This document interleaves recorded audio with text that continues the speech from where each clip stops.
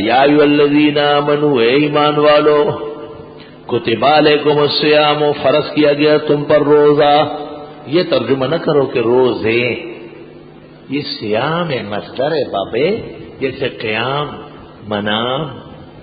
اگر یہ روزے جمع ہوتا تو آگے ہوتا کما کتبت، جبکہ آگے ہے کما کتبا، جیسے روزہ فرض کیا گیا. علی الذین، ان لوگوں پر، من قبلکم، جو تم سے پہلے گزرے، لعلکم تتقون، تمہیں چاہیے کہ پرہیزگار بنو. وہ روزہ پرہیزگاری کی جڑ ہے. سویرے اٹھو، پھیری کھاؤ، وطر چھوڑے تو تہجد پڑھو، ورنہ آرام سے تفسیر کا مطالعہ کرو، دعائیں مانگو، وقت پر نماز پڑھاؤ مختصر، اور کبھی کبھی سجدہ و دہر جمعے کو پڑھو، تھوڑا سا واز کرو، اور تفسیر کا آغاز کرو، تفسیر کے لال و جواہرات کا کیا ہو، اور صبح سے شام تک قرآن میں مشغول رہو. خدا کا لاکھ لاکھ شکر ہے، تقویٰ ہی تقویٰ ہے، تقویٰ ہی تقویٰ ہے. عوام بھی رمضان شریف میں مسجدوں کو بھر دیتے ہیں. سبحان اللہ. تقویٰ دو چیزوں سے پیدا ہوتا ہے، قلت طعام سے اور کثرت عبادت سے. رمضان شریف میں عبادت بڑھ گئی، 20 رکعت تراویح ہو گئی. وہ بد نصیب اور بدقسمت جو 8 اور 12 مانتے ہیں. اور پھر عام نماز بھی نہیں، قرآن سنایا جاتا ہے شہروں میں الحمدللہ. اور طعام تو وہی تھا جو سحری میں کھا لیا، رات کے آخر حصے میں کہاں کھایا جاتا ہے. مقصد یہی ہے کہ تھوڑا کھاؤ، اور پھر شام کو کھائیں گے. گرمی کے دن ہیں، خداوند تعالی ہم سب کو آسانی نصیب فرمائے. تو تقویٰ پیدا ہوتا ہے یا تو عبادت کی کثرت سے، رمضان میں بڑھ جاتی ہے، اور یا طعام کی قلت سے. تو اتنی سحری نہ کھاؤ کہ تفسیر میں ایسے بیٹھو جیسے اژدہا نے کھایا. آپ چست چاق و چوبند انشاءاللہ تعالی کھائیں گے آپ. بہترین اللہ کھلا رہا ہے، اللہ کا احسان و شکر ہے. لیکن اپنا کام جس مقصد کے لیے گھر سے نکلے ہو، یہاں آئے ہیں، اس کو 100% عالی اور بلند رکھو. ایام معدودات، دن ہے گنتی کے. 365 دنوں کے مقابلے میں 30 دن یا 29 دن بہت تھوڑے ہیں. یہ نہیں فرمایا شہر واحد، مہینہ پورا، کیونکہ اس سے رو پڑ جاتا. فرمایا چند دن تو ہے یار، اتنا کھایا پیا ہم نے. فمن کان منکم مریضا، جو کوئی تم میں بیمار ہو، او علی سفر، یا سفر پر ہو. ایسے لوگ ہو سکتے ہیں کہ کبھی بیماری ایسی ہے کہ اگر آدمی روزہ رکھے تو بیماری بڑھ سکتی ہے، یا خدا نخواستہ دوا نہ کھانے بعض صورتوں میں مر بھی سکتا ہے. فقہا بیماری اس کو کہتے ہیں جو مبیح للصوم ہے، روزہ افطار نہ رکھنے کے لیے جواز پیدا کرتا ہے، کہ یا تو اشتد مرضہ، مرض بڑھتا ہو، او یخاف علیہ الموت، یا موت کا اندیشہ. یہ فقہی بات، ہر مرض نہیں ہے. بھائی صاحب وہ مولانا احتشام الحق تھانوی بڑے پیارے تھے، یہ اچھی باتیں کرتے تھے. رمضان شریف سے پہلے مولانا نے جمعہ پڑھایا، میں ہی موجود تھا. کہیں ہم خطیب نہیں ہوتے تو وہاں پہنچ جاتے. بہترین خطیب. کہنے لگے میرے پاس ایک نیک آدمی آیا، ہمارا دوست. اس نے کہا حضرت مولانا آپ کو پتا ہے رمضان شریف آ رہا ہے، بڑا پیارا مہینہ ہے، بڑا بزرگ مہینہ ہے، لیکن آپ کو پتہ ہی ہوگا کہ میرا کام بہت زیادہ ہے، دفتری میں روزہ نہیں رکھ سکتا. آپ میرے لیے کوئی ایسا مسئلہ بتائے کہ گناہگار بھی نہ ہو جاؤ اور روزے سے بھی بچ جاؤ. مولانا نے فرمایا کہ میں نے ان سے کہا کہ اس سے پہلے ایک حکایت سن لو. ایک بڑے میاں کا پاجامہ سل گیا تھا، لیکن لمبا سل گیا. تو اس نے اپنی گھر والی کو کہا کہ یہ پاجامہ تو بہت لمبا ہے، جب تجھے کام کی فرصت ہو جائے اس کے ذرا پانچہ کاٹ کے دوبارہ سلائی کر. پھر خیال آیا بڑی بوڑھیاں ہیں، اس کو کہاں یاد رہے گا، تو بڑی باورچ کو کہا آپ جب گھر کے کاموں سے فارغ ہو جائے، پاجامہ بڑا ہے، اس کو کاٹے دوبارہ سیدھ ہے۔ پھر خیال آیا سارے گھر کا بوجھ اسی پر ہے، تو چھوٹی بچی تھی وہ بھی سلائی جانتی تھی، کہا بیٹی آپ کو جب موقع ملے نا تو میرا پاجامہ بڑا سلا ہے، اس کے پانچے کاٹ کے دوبارہ سی لو۔ گھر والی کو موقع مل گیا، اس نے پاجامہ ناپ کے ایک بالے 4 انگوش کاٹا، سلائی کی رکھ لیا۔ بڑی باورچ کو موقع مل گیا، اس نے اٹھایا 4 انگوش اور کاٹا اور اس کو سی لیا۔ شام کو چھوٹی لڑکی کو خیال آیا کہ ابا جی آئیں گے پوچھیں گے، اس کو دوبارہ ناپا، ایک بالش اور کاٹا اور سلائی کر کے رکھ دیا۔ رات کو جب ابا جی آئے پاجامہ اٹھا کے دیکھا تو پاجامہ نہیں تھا، جنگیا بن گیا۔ مولانا نے کہا کہ اگر آج میں نے تیرے لیے روزہ معاف کیا، کل حضرت بن نوری حضرت زندہ تھے، حضرت کسی کے لیے نماز معاف کر لے اور مفتی محمد شفیع صاحب زکوٰۃ یا حج معاف کر لے تو یہ تو اسلام کا جو ہے نا جانگیا ہو جائے گا، اسلام سارا ختم ہو جائے گا۔ فرائض کوئی کسی کو معاف کر سکتا ہے سوائے اس کے کہ اللہ نے خود کہا ایسا بیمار جس کی بیماری روزے سے بڑھتی ہو یا مر سکتا ہو، او علی سفر یا شرعی سفر ہو، شرعی سفر ہو، فعدۃ من ایام اخر۔ شرعی سفر جب آدمی انگریزی میل کے حساب سے اپنے شہر گاؤں وطن سے کم از کم 48 میل دور جا رہا ہو، یہ مسافرت ہے۔ تو جب شہر کے مضافات متعلقات گراؤنڈ، قبرستان، میدان، زمینوں سے باہر نکلے تو یہ 4 فرض 2 پڑے گا۔ جب اس قسم کا سفر دن میں درپیش ہے تو اجازت ہے کہ وہ سحری نہ کرے اور روزے کی نیت نہ فرمائے۔ وَعَلَى الَّذِينَ يُطِيقُونَهُ فِدْيَةٌ طَعَامُ مِسْكِينٍ، اور ان لوگوں پر جو طاقت نہیں رکھتے روزہ رکھنے کی، فدیہ دینا ہے، کھانا کھلا کہ مسکین کو۔ اور ان لوگوں پر جو روزہ نہیں رکھتے ہیں، اطاق یطیق، طاق یطیق کے معنی آتے استطاع یستطیع، اور اطاق یطیق اس میں حمزہ باب افعال سلب معنی کے لیے ہے، جیسے فلوس معنی پیسے اور افلاس معنی عدم فلوس، پیسوں کا ختم ہونا، تو بڑا افلاس ہے، فلوس ہی نہیں ہے۔ اطاق یطیق، یہ مت کہو کہ لا مقدر ہے، تو اپنی طرف سے لا مقدر نکالے گا بیڑا غرق کر دو، لا مقدر نہیں ہے، اطاق یطیق ہے۔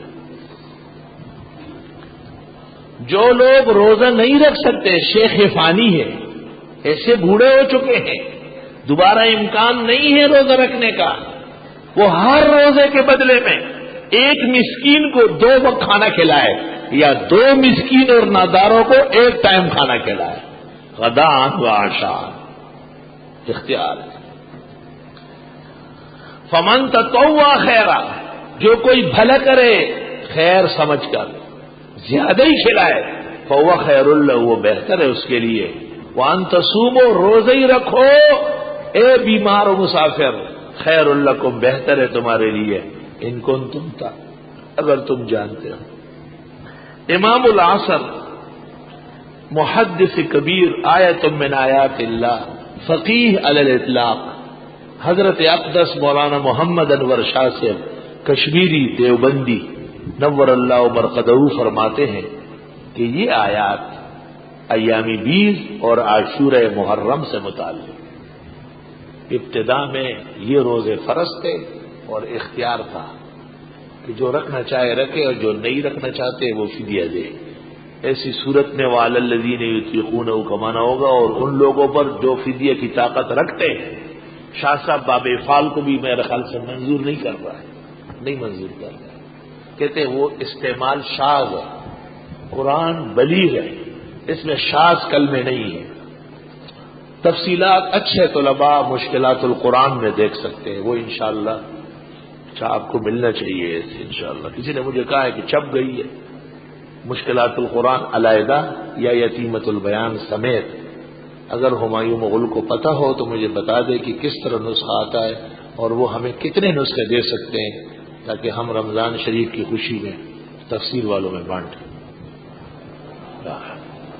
بالکل آپ پر بڑی بڑی تفسیریں قربان جائیں۔ یہ مشکلات القرآن تو ایک تحقیق ہے اور ایک رسالہ ہے۔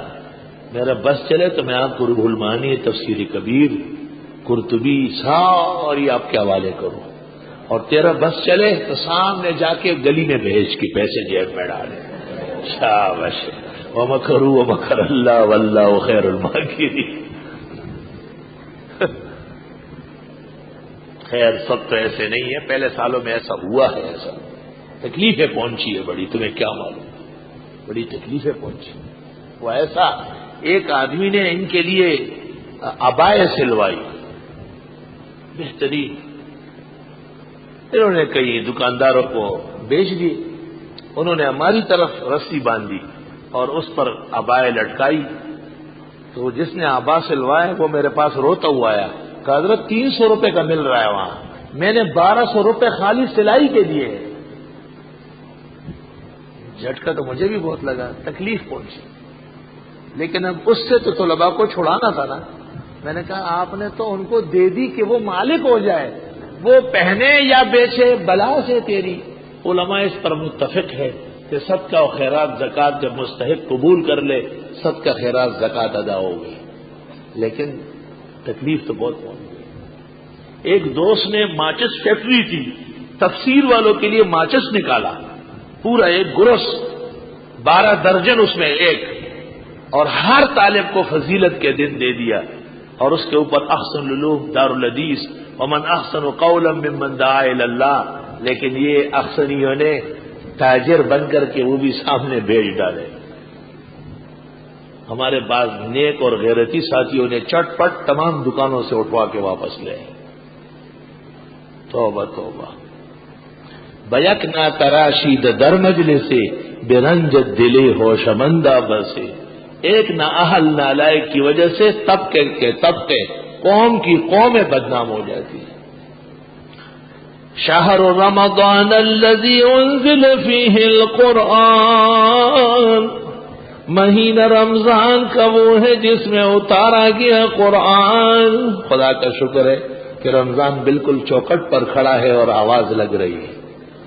شہر رمضان الذی انزل فیہ القرآن ھدی للناس وبینات، رمضان شریف کا مہینہ وہ ہے جس میں قرآن اتارا گیا، یہ ہدایت تمام لوگوں کے لیے اور واضح دلیلیں ہیں ہدایت کی، والفرقان، اور حق و باطل میں تمیز کرنے کی۔ ایسی کتاب ہے۔ قرآن کا ایک نام ہدن ہے، دوسرا بینات ہے، تیسرا فرقان ہے۔ فمن شہد منکم الشہر، پس جو موجود ہو تم میں اس مہینے میں، سبحان اللہ، جو کوئی موجود ہو تم میں سے اس مہینے میں، فلیصم، پس وہ رمضان کا روزہ رکھے۔ امر ہے، الامر للوجوب ما لم تقم قرینہ علی خلافی، صرفیان کہتے ہیں، فقہا بھی کہتے ہیں امر تو کا موجب تو فرض ہے، الا یہ کہ قرینہ موجود ہے کہ یہاں استحسان ہے، استحباب ہے، نفس اباحت ہے، تو علماء کہتے ہیں الامر للوجوب ما لم تقم قرینہ علی خلافی۔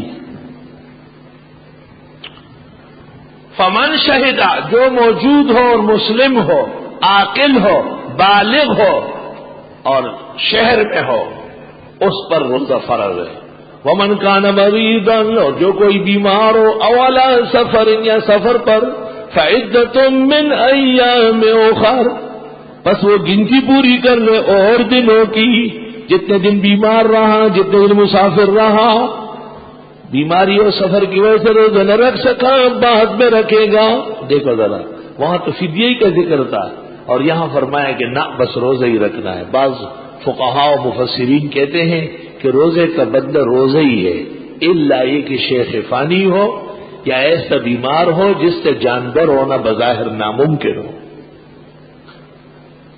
یرید اللہ بکم اليسرا، چاہتے ہیں اللہ تمہارے بارے میں آسانی، ولا یرید بکم العسرا، اور نہیں چاہتے تمہارے بارے میں سختی، وَلِتُكْمِلُوا الْعِدَّةَ، اور تم پوری کر لو گنتی، وَلِتُكَبِّرُوا اللَّهَ عَلَى مَا هَدَاكُمْ، اور بڑائی بیان کرو اللہ کی اس نے تمہیں توفیق دی، وَلَعَلَّكُمْ تَشْكُرُونَ، اور تمہیں شکر کرنا چاہیے۔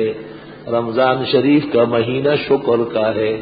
کتنے بزرگ اور نیک زمانہ تھے جو گزشتہ سال موجود تھے اور اس سال رمضان میں نہیں ہے۔ وَإِذَا سَأَلَكَ عِبَادِي عَنِّي، اور جب آپ سے پوچھے میرے بندے میرے بارے میں، فَإِنِّي قَرِيبٌ، میں بالکل نزدیک ہوں۔ آپ سے ایک جماعت نے پوچھا تھا، تفسیروں میں ہے،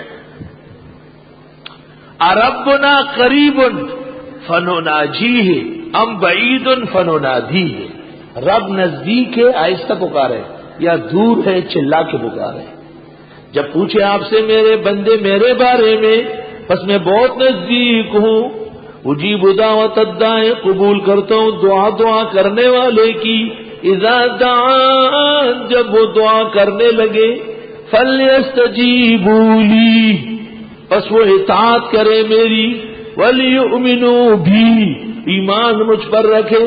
ایمان اور اطاعت یہ دعا کی قبولیت کے ستون ہے۔ لعلہم یرشدون، تاکہ یہ مراد کو پائے۔ احل لکم لیلۃ الصیام الرفث الی نسائکم، حلال کیا گیا تمہارے لیے راتوں کو، حلال کیا گیا تمہارے لیے روزے کی رات کو ملنا تمہاری بیویوں سے۔ پہلے زمانے میں یہ دستور تھا کہ جب تک آدمی جاگ رہا ہے، کھا پی رہا ہے، اگر آنکھ لگ گئی تو اگلا روزہ لازم ہو گیا۔ بس اب نہ جماع نہ اکل و شرب۔ بعض صحابہ کام کاج دن بھر کر کے روزہ کا وہ لیٹے ہوئے تھے، اب بیوی کھانا پکا رہی تھی، آنکھ لگ گئی، اور پھر بعضوں نے بیوی کے ساتھ بھی رمضان شریف کی مبارک رات گزاری، اور پھر خیال ہوا کہ اوہ ہو یہ تو حد شرعی ٹوٹ گئی، تو خلاف ہو گیا، ناجائز، اس کا جو حلال کر دیا گیا تمہارے لیے لیلۃ الصیام، روزے کی رات میں، الرفث، ملنا، الی نسائکم، تمہاری بیویوں سے۔ اس پر اتفاق ہے امت کا کہ صرف رفث نہیں بلکہ ہر کام جو روزے میں منع ہے رات کو جائز ہے۔ الی السحر، ہن لباس لکم، وہ پوشاک ہے تمہارا۔ بیوی خاوند کی پردہ پوش ہے، اس کی عزت رکھتی ہے، اس کا پردہ رکھتی ہے۔ وہ بیوی نہیں ہے جو خاوند کی رسوائیاں بیان کرتی ہے، وہ بیوی نہیں ہے، وہ ٹی وی ہے۔ جیسے ٹی وی میں منظر آتے ہیں، وہ بیوی کہاں ہے؟ بیوی تو وہ ہے جو خاوند کی عزت آن بان کے لیے تالے کی طرح ہو، تالا لگا ہوا ہے۔ سبحان اللہ، واہ قرآن، تیری جامعیت پر قربان جاؤ، ایسا نام رکھا ہے۔ وَأَنْتُمْ لِبَاسٌ لَهُنَّ، اور تم پردہ پوش ہو ان کے لیے۔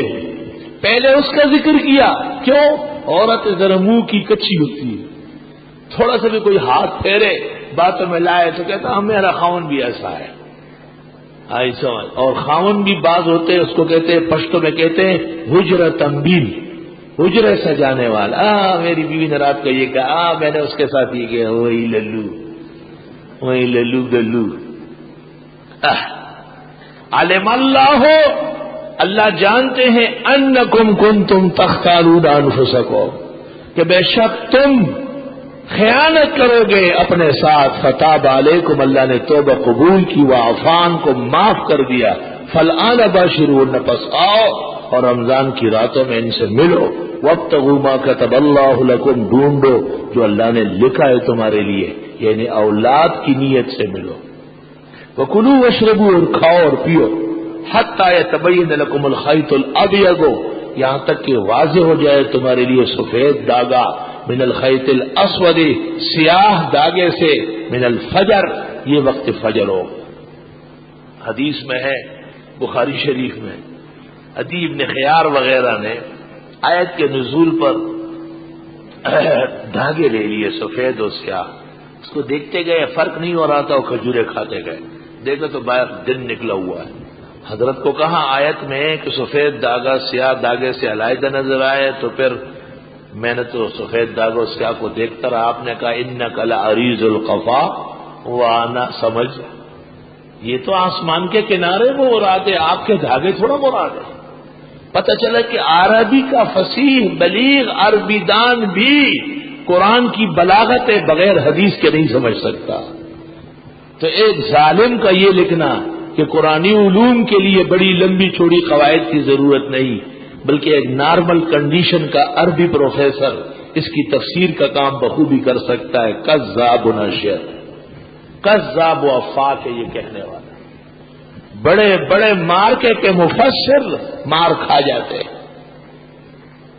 صحابی ہے، صاحب ایمان ہے، پیغمبر کی موجودگی میں اس نے جو سمجھا آیت میں وہ بات نہیں ہے، بلکہ آپ نے کہا الخیط الابیض سے مراد ہے دن کا سفیدہ، اور الخیط الاسود سے مراد ہے رات کی تاریکی، دھاگے مراد نہیں ہے۔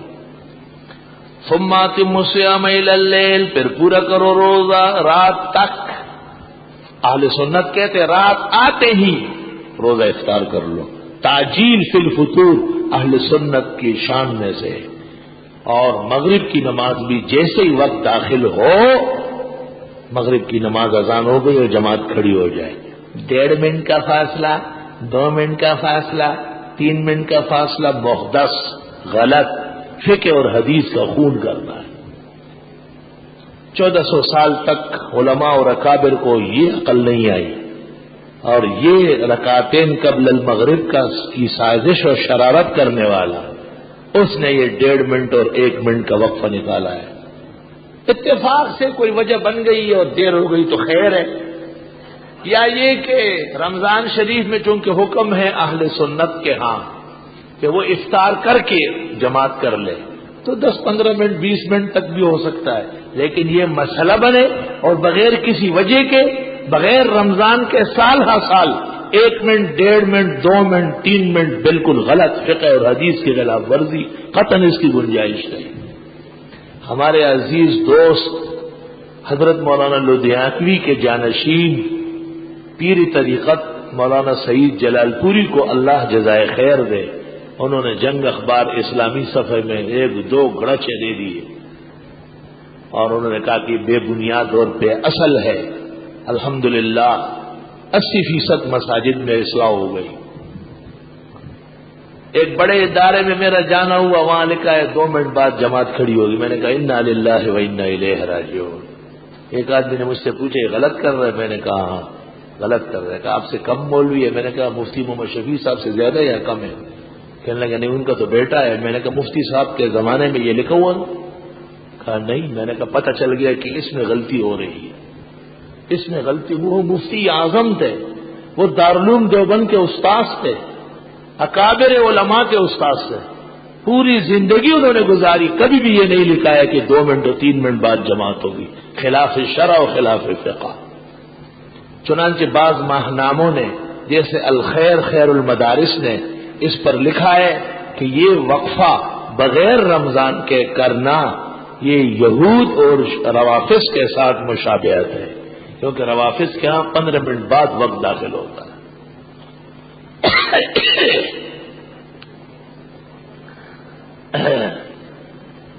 رمضان شریف میں بوجہ افطار کے اور لوگوں کے جمع ہونے کے وہ ہے وقفہ بالدلیل، اور بغیر رمضان کے 2-3 منٹ کا وقفہ بلا دلیل، اور دلیل اور بلا دلیل کا زمین و آسمان کا فرق۔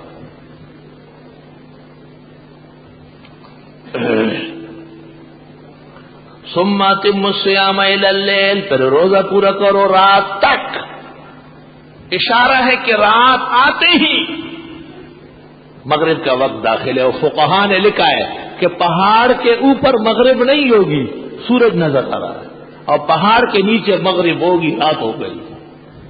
ہم یہاں تقریباً 6:50 پر آج کل شاید ہمارے قاری صاحب اذان دیتے ہیں، اور احسن المدارس سے سامنے ہمارا ادارہ ہے، سپر ہائی وے کے پیچھے، وہاں کھلا میدان ہے، وہاں 7:10 پر مغرب ہوتی ہے، سامنے سورج نظر آتا ہے بالکل، شہر میں اذانیں ہو رہی ہے، وہاں روشنی ہے، تو 15-20 منٹ احتیاطاً وہ بعد میں جماعت کرتے ہیں۔